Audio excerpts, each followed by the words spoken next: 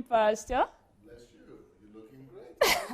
Thank you, Pastor. You're welcome. Looking great, too. Thank you. Nice colors. Sure. That is great. Wow. So how's the week been for you? The week, Yeah. you know, I don't think it's just for me, Right. but I think for anybody that will regard himself as an eye achiever, Right. that they don't really care how the week or the day goes, as long as they are locked up in their own prison, in the prison of their vision. Right. So why in that prison, it doesn't matter, you don't feel too good sometimes in prison. In prison, you don't always feel like following your mood. It's a good mood or you don't feel nice. The most important thing in the prison of your vision and your goal is the ability to be able to carry out the goals and the targets that you put before yourself. So how you feel, if, I'm going to be following how I feel or how the mood is or how the weather is or how the week is or how the day is, then it will mean that I assess myself by the power of the happiness around me, of my environment. But if you're an high achiever, you want to rather be on top of that and put your environment and the happiness around and in your life under your own control and under your power. Subdue your environment, subdue the happiness around you to make sure that they work towards you achieving the very same thing you want to achieve. But generally speaking, I've been able to achieve what I set out to do this week. This week as well, I was able to put in place a program of starting a new television show here for the Ukrainian people on the national television. Wow. So I was able to also achieve that. I was also able to finish the leadership school we started last week. And then, with my daily programs, my live program. That has been awesome. Yeah, so you know about that. That has been awesome. Wow. People were excited about the last two. Yes, exactly what I was about to say. All I can say is wow. That's what I can say about Yesterday was a wow day, right? It was just wow. Both morning and Yes. It was just money, wow. problem and money. Right. It was awesome. It was a message like no other. The angle you were coming from, it was just extraordinary. It's more like taking two common things that people know but don't relate it and bringing it together so people were able to relate. So it was just driving the point home and it was hitting hard. It was just painful. amazing. It was hitting hard. No, it wasn't painful. It was more like an eye-opener, a revelation. It's just wow is the word. Yeah, so, because you should be rejoicing if you are a doctor now and I have toothache or I'm sick. I'm sick. Oh, my stomach is buffeting me, and you are my doctor. Right. But really, you are happy because you got a job. That is the reality, but we don't like to say it that way. I would rather say I'm helping you. I'm actually suffering for your sake. Because otherwise, you will not be able to take money to the house, to the family, and be able to put food to the table of your family. I wouldn't say it's about you. It's about me caring for you. I'm there to save you. So that is So if I break my leg now, I'm there to help you. But then, if you are there to help me, why do you receive some payment? No. It's help, actually. But then, when you have social issues or family Right. issues or personal issues, you come to the pastor. That's true. So your own tragedy becomes my blessing. No, we wouldn't like to say that. Rather, we'd rather say you're serving God and, so. Yeah, so let's go straight to the question for today. So wherever there is problem, there is money. Yeah, that was awesome, Pastor. Thank you for your time and investment. And then the barrenness one will appeal to the Africans, I guess. Yes, it's actually, I don't know, you just hit the nail on the head because you can't begin to imagine what women without children go through in Nigeria. It's not the way it even is. It's not necessarily about women without children now. The moment you get married in the African setting as a woman, there's a time, your in-laws expect you should be pregnant, and even your mother, your husband's mother, they will be calling, has anything happened yet? Maybe 1 year after marriage, or not even 1 year. Some parents are so impatient. 6 months, they will be calling, has anything happened yet? We've not heard any news from you. The news they're talking of is pregnancy and childbirth. So now imagine when you stay 1 year or 2 years after marriage and you've not given birth, they will start asking what is happening. Problem from in-laws, and some women are just so traumatized. They don't even have a life anymore. Going from one prayer house to the other, What about if you looking for solution. when you are totally barren? Yeah, sometimes they actually kick the woman out of the house. Some mothers, if it's a husband that is not strong or firm, they might bring another lady from the village to the man's house, for their son. Different kinds of things. But that is changing now, though. That is changing now a little bit, but it's still there, that cultural thing. So the message was really an awesome one. So, but Pastor, we have a lot of questions. I would rather we'll go to the questions and anybody who is interested in that could go to the YouTube. Yeah, and see the videos. And by the way, before we go ahead with the questions today, from the last section on Saturday, I read under some of the comments about those who were complaining about Pastor's mic, that they didn't hear Pastor well, and they were requesting that the first 3 questions should be repeated. The complete video is on YouTube, so you could go check it and listen to it yourself, so you could have the complete message. So just go check for that video on YouTube. Everything is there. Thank you. So The YouTube is okay, right? yes. Yeah. Thank you. And let's continue. This person is saying, Pastor, dear Pastor, is it okay to tie church members' prayer expectations from God to their participation in declared church activities/programs? For instance, God will only respond to your request if you respond to his needs. For example, a declared outreach program. Everything you read, I didn't understand anything there. Okay, let me leave what he was writing and try to explain the concept. He's saying, is it right that your prayers, your prayer requests, your expectations is tied to your response to church activities? That's what I understood from this. Like, for instance, what you do in church is what is going to cause God to answer your prayers.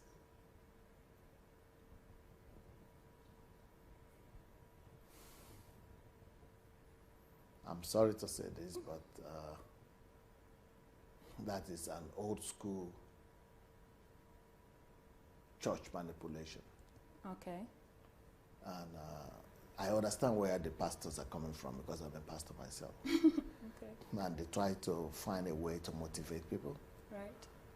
But it's called fear motivation. Okay. And where there is fear, there is no love.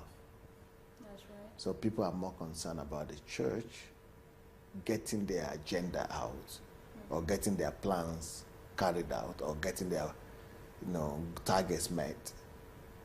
And they are using members to do that, instead of empowering members and using other incentives, like doing things for the members, so that the members will willingly be happy to give back. But they are using the easy way, the shortcut, by telling people, we are not saved by works. We are no more in the era of works. That is works right there. Works does not just apply to when you are trying to live, do this or you don't do that, live holy or you don't live holy. That's not just about works. Works is also pertains to duties and functions. Right. That's why Paul wrote to the Galatians and said, "Oh, you foolish Galatians, who has bewitched you to start in the spirit with grace and to end up in laws and rules, that if you observe this day, then God will bless you. If you eat this and you don't eat that, God will bless you more." Those things don't apply anymore in the New Testament. Right. Okay. So if you're the one that asked that questions, I bet you got Pastor's answers. So in summary, God answering your prayers is not tied to your participation and activities in church. That is manipulation. Yes. Says Pastor. The second one is, what is the most rewarding part of leading people for you? The most rewarding part in leading people is seeing who they become and how they become, how they get transformed, and how they come from nothing to something. I'm not interested so much in leaving the people the way they are and just testifying about what God did for them, in the sense that you prayed, who didn't have a contribution for. I just prayed and God did the healing, God did the blessing, but I want to see the fruit of my work, in the sense that apart from all that miracle, spiritual transformation or experience people experience, I want to see real life experience as well. I want to see how somebody is coming from wherever he is. It doesn't matter, either a millionaire or just poor or average or student or youth, to having a new mindset of being in charge of their vision, being in charge of their lives, being in charge of their own world, of knowing what to do, of understanding life, and of being able to have a good grasp of life itself, and of understanding of life, and being able to be in charge of situations in life, to be making people to understand God, life, themselves, and to be able to rule and be in charge on earth. So when that kind of transformation has taken place, when people have gone from the place of their past or the place of their ignorance to the place of their dominion, that's what really gives me the joy. Wow. And fulfillment. Amazing. Amazing. Wow. Then this person is saying, Pastor, how can one have or establish a branch of your church in Europe? Well, they could write to us. The person might want to write to me at pastor@godembassy.org. Yeah, pastor@godembassy.org. But really, those are not our practices normally, but we'll hear what the person has to say. I don't believe in reaping where I didn't sow. I don't believe in people just coming and saying, okay, we want to be your branch somewhere. I didn't invest in you. I didn't contribute to you. I like to take you, invest in you, make sure that I contribute to your life, first of all. And then you could go and represent me. Then you know me. And at least you know what to carry. And then I can truly call you my disciple, because I know you have been impacted by me, and also your mind is now functioning like me. It's true. That is true. But when it's truthful. But when you just come from somewhere, somebody else has read you or raised you up, and somebody else has contributed to you, you just saw my star or my glory, and you just want to come under the umbrella. But that doesn't change who you have been all the while. Right. You are still who you are from wherever you are coming from. You have still not become me or my part or my being. So I don't like people to do that, in the sense that either I'm going to be shitting them or they are going to be shitting me. If I say they are my churches or they are our churches, but it's not going to be true, it's going to be lying, because I've not really invested in them. So I only call people daughter churches whom I've invested in. Okay. And so that time has to elapse, and to really make sure that that transformation from whoever they were into who they would want them to be or they needed to be has taken place before we could say, yes, we're a family. Yes, we know. They have to be born. Just like if somebody has to be born as well. I don't know if you get what I'm saying. I get what you're saying. Amazing, Pastor. Wow. Great. This question 4, I think you've addressed this, but I'm going to ask it so because it's asked. What is the true motive of prayer? The true motive of prayer is it's been addressed already. I've already addressed that in my daily broadcast. Right. And the true motive of prayer is personal relationship with God. That is the ultimate motive of prayer. Okay. To be in personal relationship with the Father. So if you're the one that asked that question, you got your answer. The true motive of prayer, first of all, is not asking for requests, it's not asking for needs, it's building a relationship with God. Okay, Pastor, there has been a serious chaos these few days in Nigeria about what the president said as regards to his wife warning him of if he's not changing his way, she will not vote for him in the next term. And the president... Oh, no, you mean the wife said that, not the president? Yeah, the wife said that, and okay, him no, saying... you have to start all over again, but Okay. more orderly. What did the wife say? And what did the She husband said say? that if the husband does not change the way he's doing things now, that in 2019, she was not going to vote for him anymore. And the husband in response saying that he does not know what party she belongs to, but he knows that she belongs to his kitchen, the sitting room, and the other room.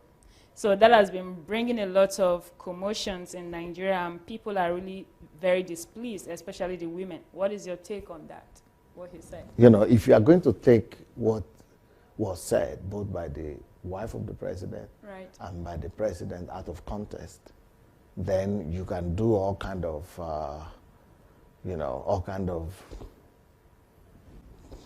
what do you call it? All kind of noise, all kind of, scandal out of it. But I would not see it that way. But there are so many questions here. Right. From you just put it in general terms, but I think the first question that people might be interested in is, what do I think about what the lady said? Right. Number one. Number two, is it really true that some people have hijacked the government, or the people who work for the party, as she said, are not the ones now ruling? And that she only knows about 5%, and even the president only knows about 5, maybe out of 80 people that are being appointed as, giving political appointments. And that he doesn't know everybody. And the people who worked for them, who were with them in the campaign train, that they are not the ones being appointed, but other people who didn't work, maybe who didn't even believe in that they were going to win. That's what she said. Right. Before we now go into the kitchen and to the other one, because the other, if you don't take it one by one and orderly, we are going to become like every other person. Okay. We are going to become sensational, and we are going to be making so much ado about things that are not really worth it. So if we take everything piece by piece, then we understanding and clarity. Okay. And that is what causes confusion, where there is no clarity. Right. So I'm all about clarity. So let's start. Okay. Okay. Judging by what the lady said, I would think that that is the greatest thing that has happened in the Nigerian political scene for a while. Okay. Why do you think so? That's why I'm surprised when I hear the way Nigerians are discussing and what they are talking about. Okay. And the way and the perspective they are looking at it. I'm coming from another perspective altogether. Okay. It's always great to hear your perspective. Yeah, and thank God you are here to help other people know and to ask me the questions. I think, like I said, I want to repeat it, that discussion that's going on, and that thing that the lady said, and what the president said, is one of the greatest things. Everything, the whole thing, is one of the greatest things that Nigerians are supposed to be celebrating and rejoicing about. Okay. And the reason is that at last, an African country and an African president, and that is the approach that the president was supposed to take if I were him. Okay. If they had asked me that question and I was in his place, or I was a spokesman, I wonder why the spokesmen are not talking this way. I would have said, wow, we Nigerians are supposed to be proud of ourselves. We are supposed to be rejoicing right now for that thing that just happened. And that in the sense that the image of an African husband and an African wife has been broken just right there. Okay. And that image is that the man is a controller, the man is dominating, the man is, is an emperor, and the woman is nothing. And the woman is just supposed to be quiet and not to be able to say anything. But the fact that the wife of the president was able to say her mind and speak out her mind, and even in an interview, that tells us that she is not afraid of the husband, Okay. even though the husband is the president. She knows that he respects her enough to give her the right to own her own opinion. Okay. In Africa, if this is the president of the country. Even average African family, sometimes you don't see that. Right. The most powerful man of the biggest, of populous, most populous African country, even that democracy is there. That is the greatest victory. That is my dream for Africa. So that in every African family, that kind of democracy will be there. Where the husband will know that the fact that I'm the husband doesn't mean that I suppress the opinion of my own wife. Okay. And the fact that I am the head of the family doesn't mean that she's not an individual of her own person and her own personality. Okay. But here we come out in the public before the whole world and say, this is the opinion of my husband, but I have my own opinion about what's going on. Tell me something about democracy. Tell me something about democracy. Tell me something about democracy, and tell me any other country that will have it better. So the way I'm saying it is that, this is an exemplary family. And this is a great example to the African family. I will challenge every African man that is talking right now. And I will challenge every African woman that is talking right now. If they have that type of right and that kind of freedom in their own family, I will challenge them. If their wife will do that, if they will not shut her down, if they will not sit her down, if they will not send her back to the village, if they will not do all that kind of thing, if they will not rebuke her, and she will still be her own person, even though she's having her own, plurality of opinion. Yeah. Brilliant, excellent, feel like kissing somebody, That's the way we do it here. Excellent thing. That means, because for her to have spoken out openly like that, it means she's expressed herself definitely before in the house, and she had not been shut down. Okay. It means she has spoken about that many times. It means she has, and she's used to her husband because they've been living together for 27 years. So it means for the last 27 years, she's never been shut down. So she is having so much of her own freedom, and she's so much her own person that she is able to express her own opinion. She still has her opinion. Right. And that's the kind of thing that I would like my wife and my family to have. And that's the kind of thing that I will have to have. I would like every African family to have. Never suppress your wife. And every woman is an individual as well. Every woman has her own right to her own opinion. And because she's a wife doesn't mean she's not a citizen and she doesn't have an opinion. Just like when I was talking about my own opinion as a pastor, the people in my own country also raised a lot of noise and said, I don't have the right to speak into the issues of politics because I'm a pastor. But apart from the fact that I'm a pastor, I'm also a citizen. I'm also a Nigerian. I'm also an individual. And the fact that Aisha Buhari is the wife of the president, that doesn't mean that she ceases to be a president. I mean, a citizen, a human being, a person, a citizen, a Nigerian.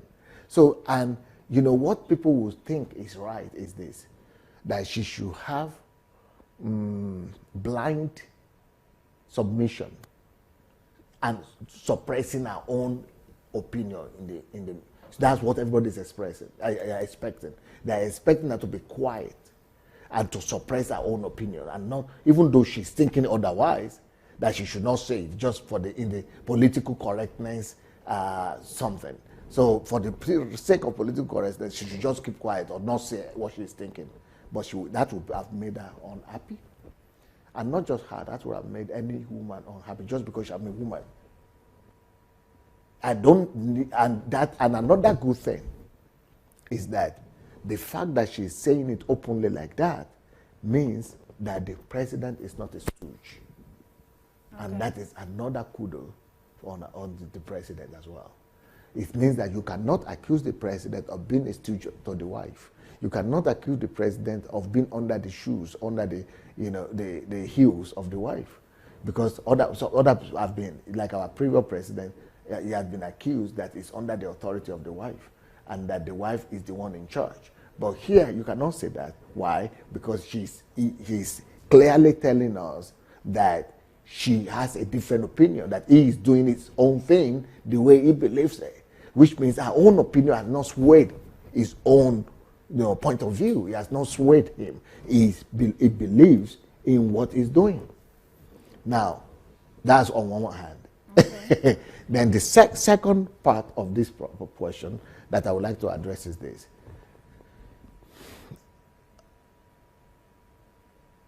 Concerning what the wife of the president said, right, I would like to be on the side of the president.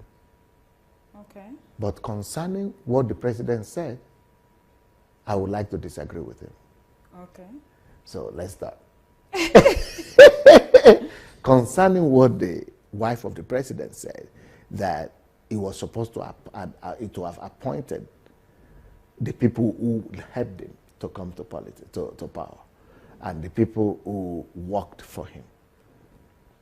Morally speaking, that sounds okay. And popularly speaking, that sounds okay. But this is not a popular contest we are running. This is the interest of the nation. Yes. We have to put above party, what do you call it? Interest. Yeah, personal interest and party interest even. What she's advocating for is that we should put the party interest, the partisanism of the party ahead of the national consideration.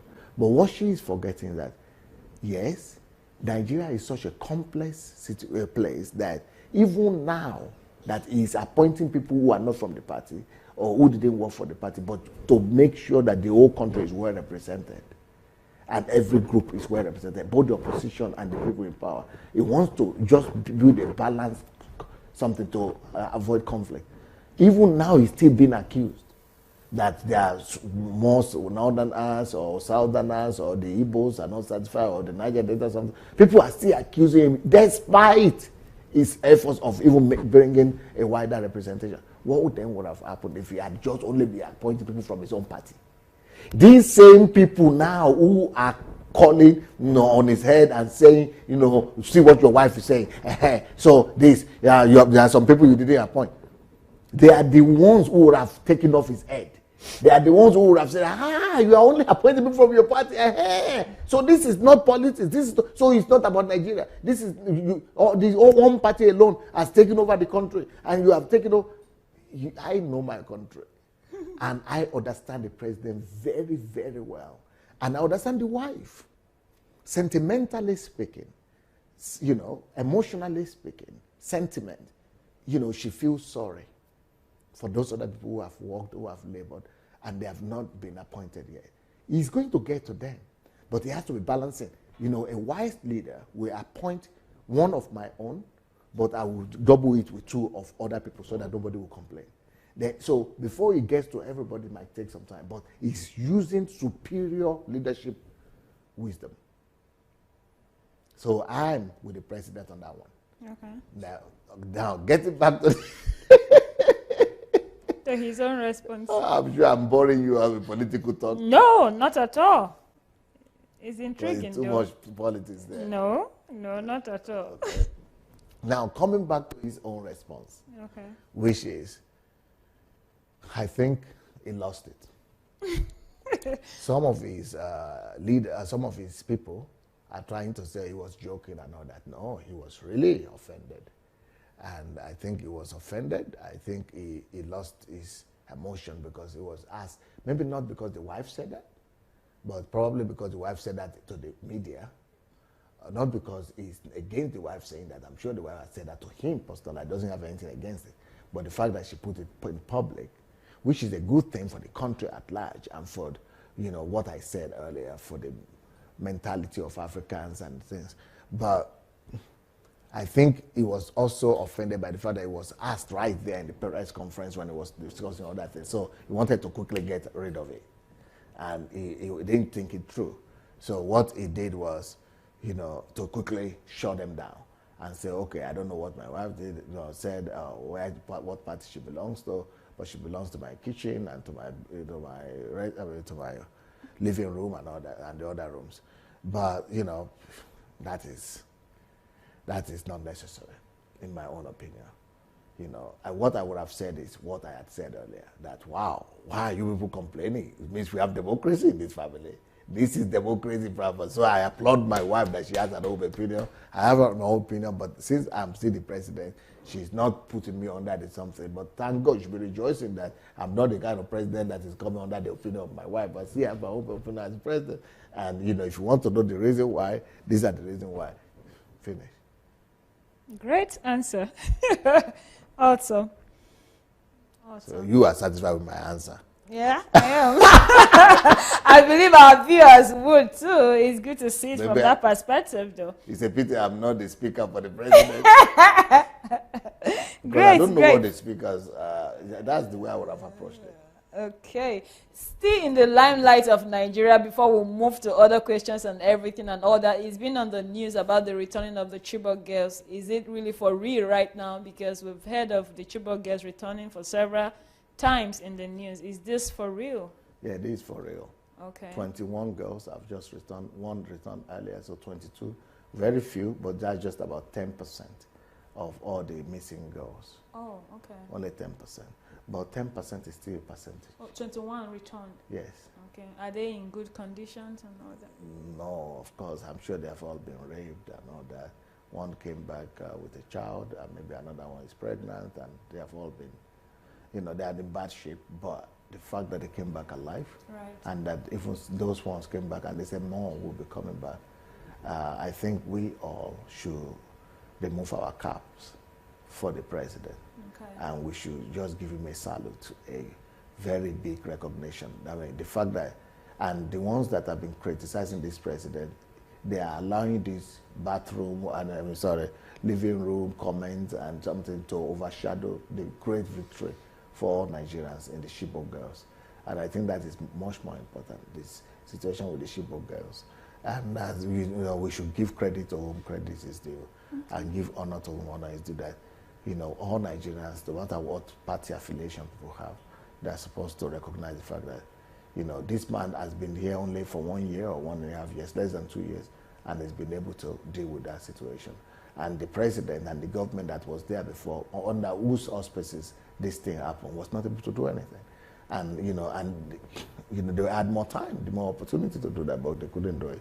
So, and I think that the fact that he's prosecuting people who are giving money to, and the military people who embezzle that money and who are responsible for those guys not being found on time, because if the money has been used to look for them or to fight Boko Haram, maybe we would have gotten the girls now.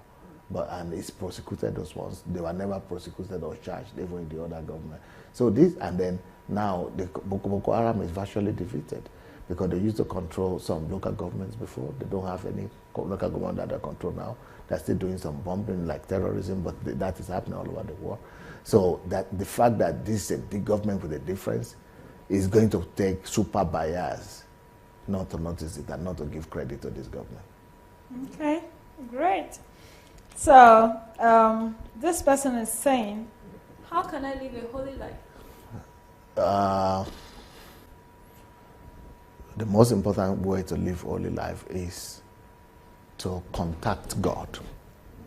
Holiness is not, you must know that holiness is not connected with anything you are doing physically.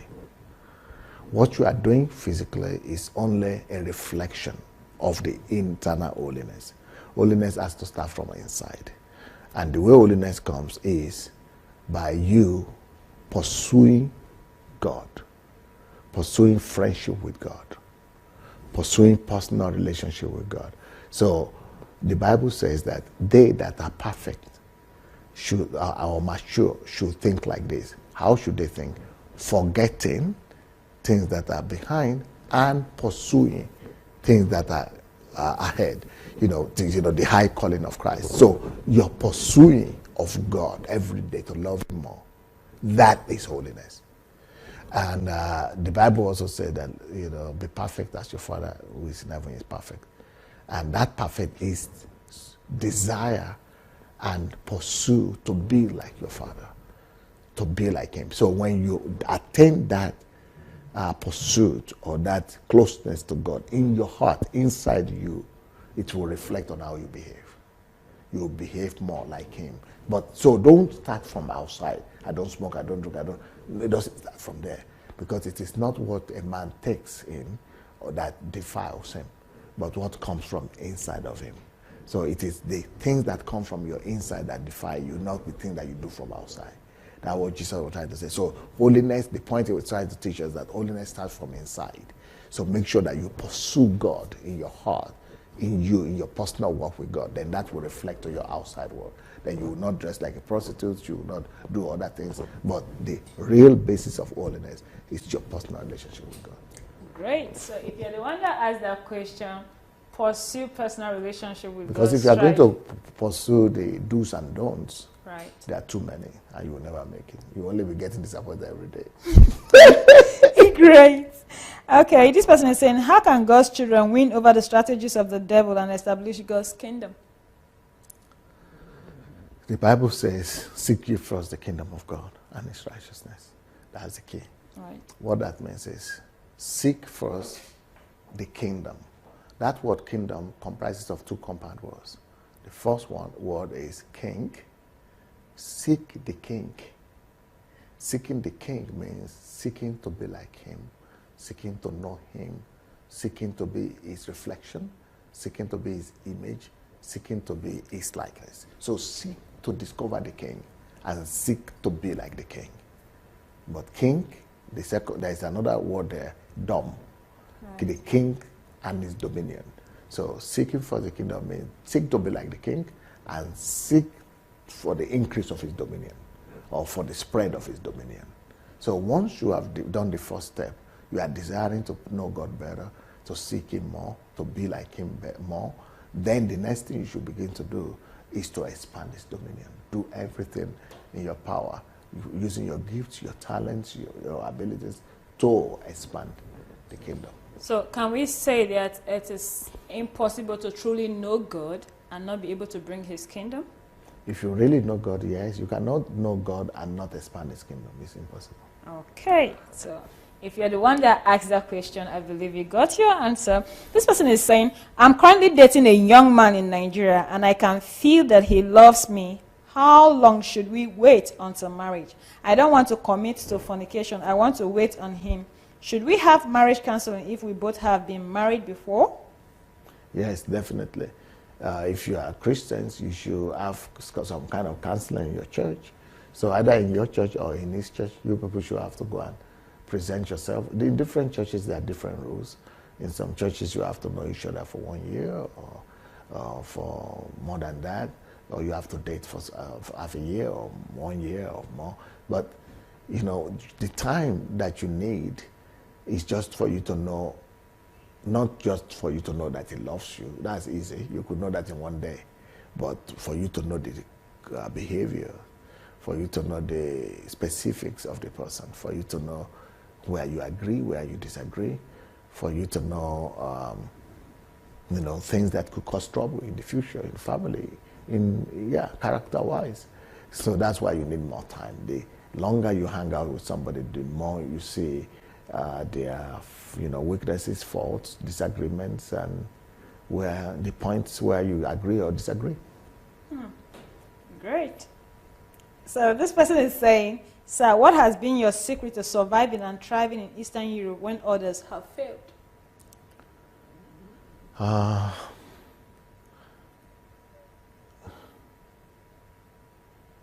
Surviving, especially in Eastern Europe in the early years, was really very difficult. Right.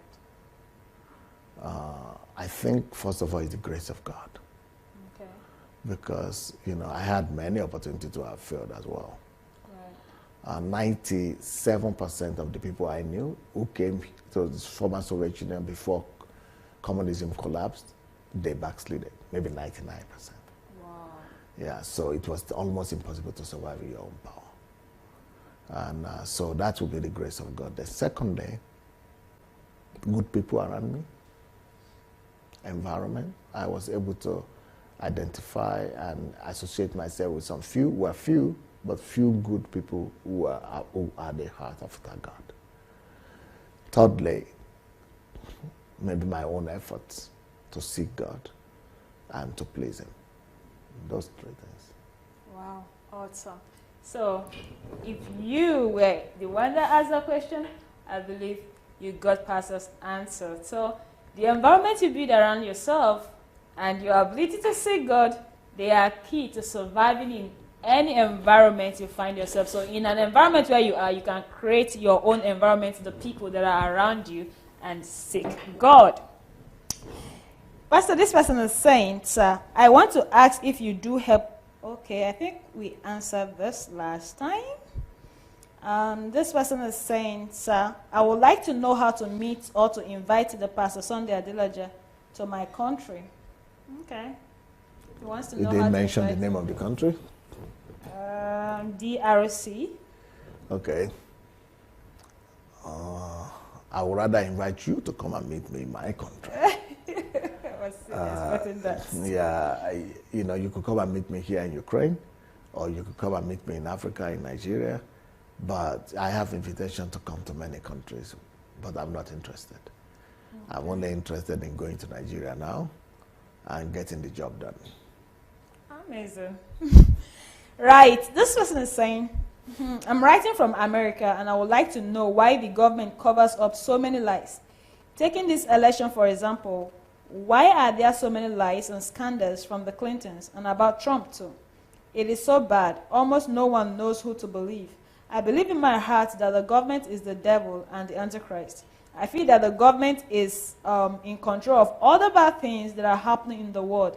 I cannot understand why we are always sticking our nose in our country's businesses. If some of them want to kill their people, why do we stick our noses in their affairs, and in the process we are killing our own people as well? Is it only God's coming that will take care of all this? I am praying about it, but I need answers. Thank you. Yes, I don't think the government is Antichrist, but definitely it is the coming of the Lord Jesus Christ that will take care of everything. We will never see the earth become the kingdom of God or become like heaven by itself. Only when Jesus comes. We can try our best, bring the influence of the kingdom, be the witness about the kingdom everywhere. But eventually, only Jesus' second coming will put an end to everything. Okay, so from this question, a part of our question, she's asking, why should we be putting our noses in that? Like, why should we be trying to intervene or correct some things if that is bound like that? So, in other words, probably, is it really necessary for Christians to be in politics or in governance and all that? Okay, for example, let's say, since the world would never be good, so if you see somebody being killed or being raped outside, and that could be your daughter or your sister or somebody, armed robbery is going on. Since it's only when Jesus comes that end could be put on, let's just continue now. Anything bad that is happening in the society, let's just close our eyes. Since it will not even stop, it will never stop. Let's just close our eyes and let's just all the evil things be happening and just have a free day. Well, let's try that option. Or maybe I don't understand. I think you understood. Yeah, this person is saying, Pastor, the Nigerian Transformation Project is great, but what level of preparation are we putting in place in Nigeria before you come? When are you coming? People ask this question all the time. Right. I will encourage the person to go to National Transformation, to go to my blog, sundayadelajablog.com/Nigeria, and go to frequently asked questions. There is a section there that's called frequently asked questions. So you'll find some of the answers there. Preparations are going on more than you could imagine. And I have teams in America and in Nigeria that are working all the time, every day, putting in work and preparation for this program. So we do what we can do. And concerning my coming, I want to believe God that next year I'll be able to, you know, you'll begin to feel my presence in Nigeria.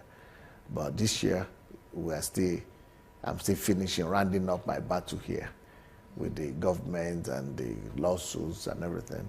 Once that is over, I'll be ready to come. Oh, interesting. This person is saying, abortion is killing of innocent babies. How can real Christians stop it? No abortions, no compromise, no reason justifying. Yeah, I agree. How can real Christians kill it? Stop it. Stop it. How can real Christians stop abortion? It has to be done country by country, I think. Okay. So I know how to stop abortion in any country. Maybe not in the world at large at once, but in every country I can do that. But it doesn't make any sense me telling you now. Then I'm going to expose the plan, and then you will not even be able to do it if I say it. So. Okay. So maybe the person can write you? It will not help the person, because even if I tell the person, what will he do with it? It's not something that you can just, okay, I just know the information in my head. What will you do? You know, are you going to use it? You cannot. Because it's something that I can do personally. Okay. But is it possible you could teach some other people how to do it? No, it's not. It's not something, possible to teach. yeah, because it needs my presence and leadership. Okay. But you're going to work with other people in order to get that done. Definitely. Interesting. Okay. This person is saying, sir, I would like to know, is it only the church where we can be led? Is it only in the church where we can be led of the Spirit to take our tithe? Okay. Is it only in the church where we are that we can pay our tithe? I think that is what that question is. Yes, I already answered that question, that no, not only church. And, you know, even though we can still bring tithe to the church, but it's not only church. And I have a message on that is tithe only meant for the church. And there is a message on that on my Facebook page, on my blog as well, sonadelajablog.com, and on my YouTube page, Sonadelaja Official. Okay. So if you're the person that asked that question, so please go to Pastor's blog, sonadelajablog.com, go under the video blog, and search for, is tithe only meant for the church? I think that is the title of that message. And listen to it. You're going to get a detailed explanation to that. This person is saying, sir, is it okay for Christian couples who don't know what to do to watch sex tutorial videos, which are like semi-pornography, in order to improve their sex life? That has to be, that's your own decision. That's your own decision. What we did in our own family was, before we were married, we bought a book, not video, but book. That's, you know, that is tutorial as well. So it is the books that we read, and that did a better job than, you know, doing the pornographic one or the pictorial ones or video. It's totally different. I think the book might be better. Okay, so why do you think the tutorial video is not? Because that is image. The image comes to your mind, and whatever picture you see remains with you, and you'll be tempted to be fantasizing it. Okay, great. All right. So this person is saying, good day, sir. More grace, sir. What is your advice for a pastor who has less than 10 members after over a year of starting his church? It needs to go for knowledge first. Every wise person starts every enterprise with wisdom. So with knowledge, he has to go for knowledge first. It means he doesn't know enough. Okay. So he has to go for knowledge on church growth? Yes, he has to read everything possible about church, not just about church growth, but personal relationship with God, about the will of God to start a church. Did he start it right in the first place? Let him go to my series on church and on prayer and on the kingdom. Those 3 series will answer his questions. Okay. On my daily broadcast. Talking about that, I would like to ask, who is qualified to start a church? Because, you know, most times people, because they say they are called by God, or they feel they have the hand of God upon their life, then the next thing is to start a church.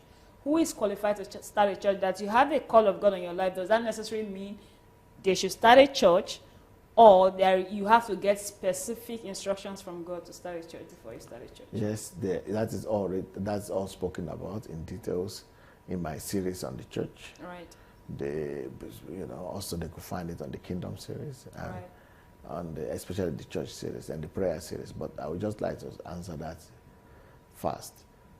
Anybody can start a church who has got a word of revelation. Okay.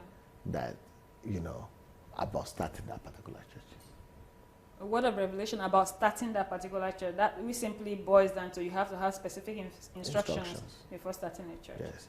Okay. A church has to be given birth to, first of all, in the spirit. Right. Before it's related to your heart. Uh-huh. You can only give birth to what God has already originally given birth to. Okay. Great. So this person is saying, Pastor, please, I want to know if it is good to stop going to a church if all they talk about is money. Oh, yeah, it's not just right to stop. It's just right to run for your life. Okay, so if you're the person that asked that question, Pastor said you should run for your life. Interesting. Wow, it's great for me. I don't know if you're enjoying this section. I don't know if you're enjoying this time, but truly, I'm greatly blessed. Thank you so much, Pastor. We are still going on. This person is saying, please, Pastor, I pastored the branch of a church, but the founder of the church was not ready to assist me when I had accommodation problems and serious financial problems. Despite all my effort in asking for his assistance, fell on deaf ears. I decided to leave his ministry. I went to give him my resignation letter. He refused it, but I eventually left since I have done nothing wrong. I think. When he employed me, he promised me better conditions. Some of his leaders called me and told me that he was spoiling my name by saying negative things about me and somehow cursing me. Pastor, is this right? What would I give you? If I say it's right or it's not right, I cannot say it's right or it's not right without listening to the other side. If you have left, go live your life. Forget about what happened in the past. Put the past behind you. Face your business. If you feel that your heart is not condemning you, go ahead and serve God the way you understand it. If you feel your heart is condemning you, then write a letter to the man, apologize. It will not kill you. Apologize again, and then go ahead and do what you need to do. Okay, so go ahead with your life. Then this person is saying, dear sir, I have 2 questions to ask, sir. As a minister of the gospel here in Nigeria, 1, can it be possible to eradicate idol in the Yoruba land and make the gospel of Christ reign? If yes, please, can I have some hints to follow, sir? Idol. Idols, yeah, idol. Okay. I think idols are present not just in Yoruba land. I think there are idols everywhere. And unfortunately, it might not be possible to eradicate them entirely until Jesus comes. Those things you call idols, they might be idols, but they are also more subtle idols in the life of even people in the church. So it's just about keep on telling the truth, keep on campaigning for the truth, keep on releasing the truth, and take one person at a time. Okay. So his second question is, can we be financially helped for the outreaches to villages we are commissioned for through your ministry assistance, sir? Yes, I will be able to give all kinds of assistance, but only when I come to Nigeria. I need to live here and come. And when I come, we are going to have an outlet that is going to be dedicated to helping churches and ministries. So you'll be able to receive your letter and your request, and yeah. Okay, but that has to be when you get to Nigeria. Yes, yes. All right. Yeah, then this person is saying, sir, in the case of a jobless male spouse in which the money borrowed has accumulated over time, what should one do? Because I'm in this dilemma right now. Don't understand. In the case of a jobless male spouse in which the money borrowed has accumulated over time, what should one do? I think maybe this person is a lady and she is married to a spouse that is jobless and the money he borrowed has accumulated over time. What should one do? that is one of the things that I preach strongly, that a woman, the fact that you are married doesn't make you to be less responsible for your own life. Right. So even though the husband is supposed to be the one in charge of the family or financially and something like that, but, get yourself equipped. Even before you marry, you must make sure that you are already independent. And if you had been independent before you marry and you are still independent when you are in marriage, even though you are married, but it doesn't obliterate your person and your personality. You should still remain your person. You should still have your skills. You should still have what you can do. And so if your husband is failing to perform his duties, then you could just step in and do what you need to do to take care of yourself and your family and your children, that is. So, do what you need to do for your children. And if you feel like sponsoring him as well or helping him out, if he's trying his best and he's just in a peculiar, in a situation that's, that is tough for him, maybe you'll be able to help him too. But if he doesn't want to do anything and is being irresponsible, then it's your choice to either just take your children and take care of them or walk out or stay with him to still keep on helping him anyhow you feel like. Okay, talking about that, sir, about being your own person and all that, do you think, or rather, let me ask in the other, what's your idea about couples? Is it right, rather, let me use that word, for couples to have a joint account like that, incomes are together? Let's say, for instance, if they have a common account and both what she's working, her earnings and his own are together, but he has some debts and all that, so whatever she has is going into that. Do you encourage that in the first place, as per saying a lady should be her own person before marriage and after marriage? Yeah, but I think they should have both common account and separate accounts. Okay. Okay, like for example, in our family, we have money that we make together, but we also divide them immediately. Okay. We have a policy. So for example, let's say we have $100 coming. Right. Part of the $100 we use for common activities or common needs, like we're saving for the family, for the children, or for the destiny of the children. We don't touch it. So that doesn't belong to me, that doesn't belong to her. So we put that in a different account for the future. Okay. Or for the children. Okay. Then we have another amount that we put apart for each other. So Okay. part of the money, the income that is coming is from, maybe let's say 5% is from me, 5% is for him. So he has his own account, I have my own account for that, she has her own account for that. Okay. So, and then, other things that we need to, do something with. So, there are some areas where we have joint, and there are some areas where we have separate. Okay. Hello, sir. Is it possible to get support from someone like you? My husband wants to start humanitarian TV program, and he needs financial support from individual or an organization. He has copies of his past humanitarian services. Yes. I would like the person to go to my blog, adelajablog.com/Nigeria, and register that project as one of the projects that we are going to, relate to, when we come.